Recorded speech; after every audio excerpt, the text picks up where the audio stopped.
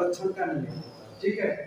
तो क्या होता है लॉ ऑफ कंजर्वेशन ऑफ मास, देखा है कि यहाँ पर जो मास जो होता है ना, इसको हम क्या करते हैं क्रिएट कर सकते हैं और ना ही हम इसको डिस्ट्रॉय कर सकते हैं। हाँ, क्या करा सकते हैं तो केमिकल रिएक्शन करा सकते हैं।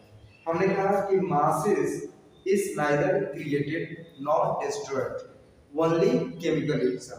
मास को हम क्या कर सकते हैं, ना ही तो हम क्या कर सकते हैं क्रिएट करा सकते हैं और ना ही उसको डिस्ट्रॉय करा सकते हैं। केवल कुछ कर सकते हैं तो क्या करा सकते हैं केमिकल रिएक्शन हम क्या कर सकते हैं करा सकते हैं। अब इसमें क्या होता है कि लॉ कंजर्वेशन ऑफ मास में क्या होता है कि देयर इज नो चेंज, इसमें there is no change in mass, ना मास में कोई परिवर्तन होता है and during a chemical reaction. मतलब जब law of conservation of mass को मैंने बताया कि neither created nor destroyed in a chemical reaction, इनका जो मास होता है तो केमिकल रिएक्शन में ये क्या होता है चेंजेस नहीं होता है, यानी कि केमिकल जब रिएक्शन होगा तो इनका जो मास होगा सेम होगा, ठीक है। केमिकल रिएक्शन में इनका मास चेंजेस नहीं होता है, परिवर्तन नहीं होता है। तो इसमें दिया है मास ऑफ रिएक्टेंट, यानी कि जितना रिएक्टेंट का मास होगा और टोटल मास ऑफ प्रोडक्ट उतना ही आपको सेम से मिलेगा। Mass of reactant and total mass of product क्या होगा, तो mass of reactant total mass of product होंगे, ठीक है। इसमें मासेस चेंज नहीं होंगे। अगला देखते हैं लॉ ऑफ कांस्टेंट प्रोपोर्शन। अभी क्या है तो ये होगा स्थिर अनुपात का नियम। मैंने कहा कि इनका मतलब हुआ स्थिर स्थिर अनुपात का नियम। अब ये क्या बताता है, ध्यान से देखिएगा। मैंने कहा कि लॉ ऑफ कांस्टेंट प्रोपोर्शन होता क्या है, this law was given by Proust in 1779। इन नियम को देने वाले एक साइंटिस्ट है जिनका नाम है प्राउस्ट। इन्होंने इन नियम को 1779 यानी कि 1779 में इन्होंने दिया था, 1779 में इन्होंने दिया था।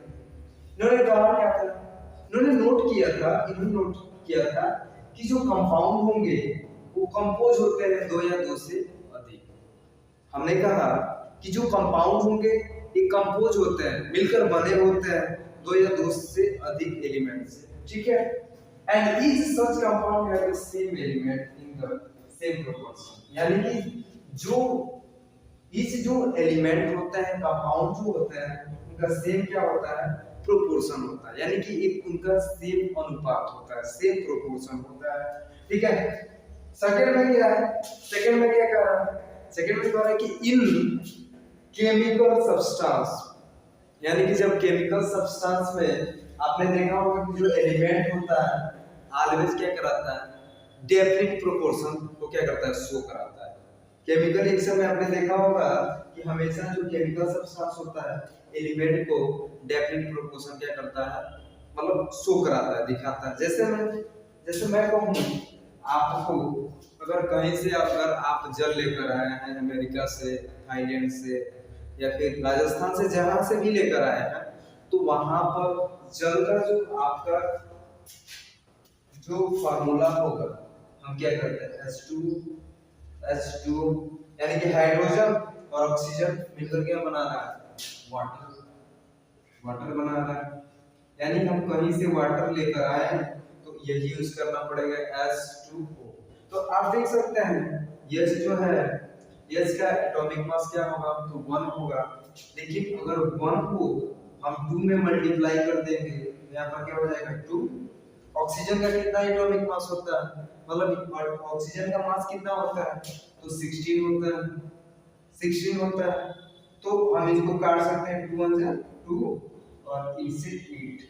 तो अगर हम देखें तो इनका डेफिनिट प्रोपोर्शन क्या हो रहा है, डेफिनिट प्रोपोर्शन जो आ रहा है 1:8। मतलब अगर हम वाटर का देखें डेफिनिट प्रोपोर्शन क्या आ रहा है सेम आ रहा है। हमने कहा यही ना कि H2O मतलब H हाइड्रोजन का क्या है मास 1 है और ऑक्सीजन का क्या है 16 है। तो अगर हमने इसको मल्टीप्लाई किया तो 2 हुआ, यहाँ पर 16 तो हमने कट कराया, तो इसका जो रेशियो है, इसका जो प्रोपोर्शन है 1:8 आ रहा है। ठीक है, तो इसीलिए कह रहा है कि एक chemical substance the element in the chemical substance of element are always present definite proportion, यानी कि आप देख रहे हैं कि जितना उनका मास था उतना ही क्या कर रहा है, एक तरह का डेफिनेट प्रोपोर्शन शो